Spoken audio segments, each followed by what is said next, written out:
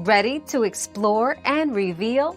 Dive into today's question and uncover the answers together.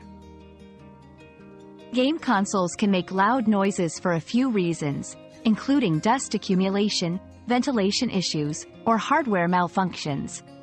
To mitigate this, ensure your console is in a well-ventilated area, free from dust. Regularly cleaning the air vents or using compressed air can help remove dust. If the noise persists, check if the console is overheating or if the noise is coming from the disk drive, as these may indicate a need for professional repair. We've quenched today's curiosity, but there's always more to learn. Keep the curiosity alive by subscribing and joining us for our next adventure.